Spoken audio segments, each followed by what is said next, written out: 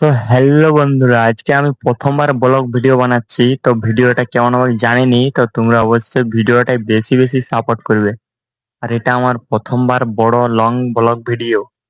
আর এই ভিডিওটা কেমন হবে সেটাও জানিনি।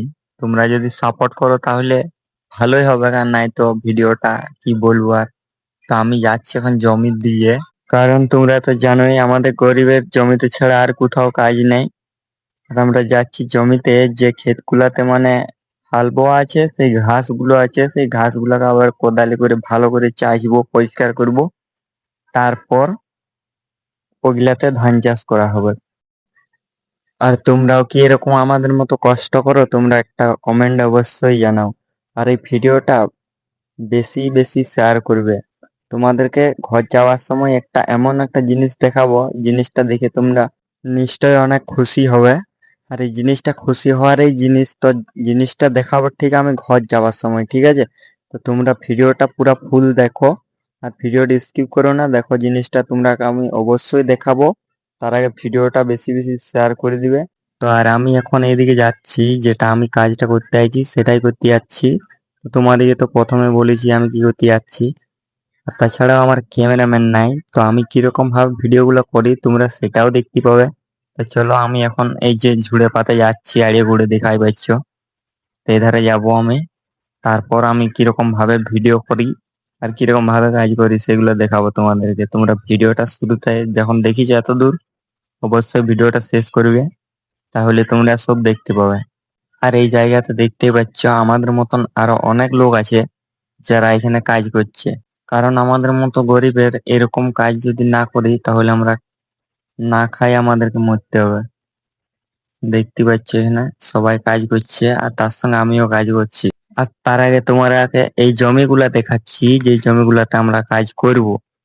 তো আমাদের এইদিকে জমিগুলা তোমাদের কাছে কেমন লাগিছে তোমরা অবশ্যই একটা কমেন্টেও জানাবে।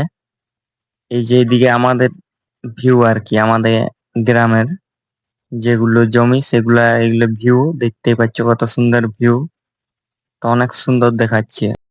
আর এই যে সাইডটা দিকে আমরা রাখেছি কোদালগুলো, যেগুলো দিয়ে আমরা ঘাসগুলোকে চাষবো আর কি। যেগুলো আড়ের ধারে ধারে চাষতে হয় সেইগুলাই চাষবো, আমরা ক্ষেতের বেশি মাঝে চাষবো না। আর এই যে আমার ক্যামেরাম্যান নাই, তো আমি মোবাইলটাকে এখানে নামিয়ে দিয়েছি। তারপর আমি আড়গোড়ায় যে ঘাসগুলো থাকে সেগুলো চাষবো। তো এটা আমি তোমাদেরকে দেখালাম আমি কিভাবে ভিডিও করি। আর এইদিকে আমার বাবাও সেম কাজ করছে। তো আমি সেখান থেকে চলে আইছি আমি ভিডিও করার জন্য, তার জন্য আমার বাবাকে দেখাচ্ছে এখন। আর এই দিকটা তো তোমরা দেখতেই পাচ্ছ কত সুন্দর লাগছে। সেই যে এখন ঘাসগুলা কিভাবে তুলে দিচ্ছে দেখো, এরকমই কাজ আমাদের। আর এইগুলা কারণ হচ্ছে যাতে না মানে কোনো ইঁদুর টিন্দুর আসে ক্ষেতকে। তাছাড়াও ধানটা আর কি ভালো হবে গাড়ি ঘোড়ার ধারে, সেই জন্য এগুলা তুলে দেওয়া হচ্ছে আমাদের। তো ওইখান থেকে আমি আরো একটা ক্ষেতে চলে আসিছি, যেটা তো সেম ওই কাজটাই করব। তার এইখানে আরো দেখতে পাচ্ছ এটা আমাদের এই বীজগুলা তোলা হয়ে গেলে আমরা এই ক্ষেতটাও করব। আর আমরা ততক্ষণ এই ক্ষেতটাকে সাফাই করব। তারপর এইখান থেকে আরেকটা আছে ছোট্ট দেখে, তো সেটা হয়ে গেলে তারপর তোমাদেরকে যে জিনিসটা দেখাবো বলেছি আমি, সেটাকে অবশ্যই দেখাবো। তার জন্য তোমরা ভিডিওটা আর একটুকুন দেখো, বেশি বড় নয় ভিডিওটা, 4 মিনিটের মতো। আর তোমরা হয়তো এটাও ভাবছো যে ভিডিওই তো বানাচ্ছি সারাক্ষণ, তাহলে কাজ কখন করছি? আমি যেটুকু সময় পাচ্ছি সেইটুকু সময়ের মধ্যে আমি ভিডিওগুলো বানাচ্ছি। তার আগে কিন্তু আমি কাজ করছি, সেগুলো দেখানো হচ্ছে না, কারণ তোমরা তো বুঝতে পারছো আমার ভিডিও কে তুলে দিবে।